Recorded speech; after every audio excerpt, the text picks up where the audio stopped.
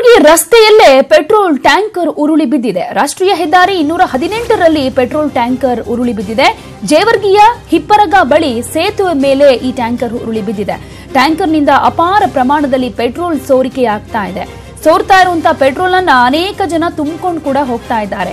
ಪಾತ್ರೆ, ಕ್ಯಾನ್, ಬಾಟಲ್ಗಳನ್ನ ತಂದು ಪೆಟ್ರೋಲ್ ಅನ್ನ ಜನ ತುಂಬಿಕೊಂಡು ಹೋಗ್ತಾ ಇದ್ದಾರೆ. ಟ್ಯಾಂಕರ್ನಿಂದ ಯಾಕೆಂದ್ರೆ ಅಪಾರ ಪ್ರಮಾಣದಲ್ಲಿ ಪೆಟ್ರೋಲ್ ಸೋರಿಕೆಯಾಗ್ತಾ ಇದೆ. ಹೀಗಾಗಿ ಆ ಸ್ಥಳೀಯರೆಲ್ಲ ಕೂಡ ಅಲ್ಲಿಗೆ ಬಂದು ಸೋರ್ತಾ ಇರುವಂತಹ ಪೆಟ್ರೋಲ್ ಅನ್ನ, ಪಾತ್ರೆ, ಕ್ಯಾನ್, ಬಾಟಲ್ಗಳನ್ನ ತೆಗೆದುಕೊಂಡು ಬಂದು ಪೆಟ್ರೋಲ್ ಅನ್ನ ತುಂಬಿಕೊಂಡು ಹೋಗ್ತಾ ಇದ್ದಾರೆ.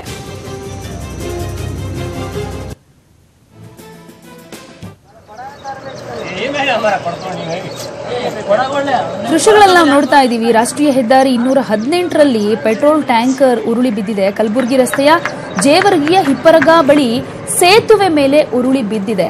ಇನ್ನು ಪೆಟ್ರೋಲ್ ಕೂಡ ಸೋರಿಕೆ ಆಗ್ತಾ ಇದೆ. ಹೀಗೆ ಸೋರ್ಕೊಂಡು ಹೋಗ್ತಾ ಇರುವಂತಹ ಪೆಟ್ರೋಲ್ ಅನ್ನ ಅನೇಕ ಮಂದಿ ತುಂಬಿಕೊಂಡು ಹೋಗ್ತಾ ಇದ್ದಾರೆ. ಕ್ಯಾನ್, ಪಾತ್ರೆ, ಬಾಟಲ್ಗಳನ್ನ ತೆಗೆದುಕೊಂಡು ಬಂದು ಪೆಟ್ರೋಲ್ ತುಂಬಿಕೊಂಡು ಹೋಗ್ತಾ ಇದ್ದಾರೆ.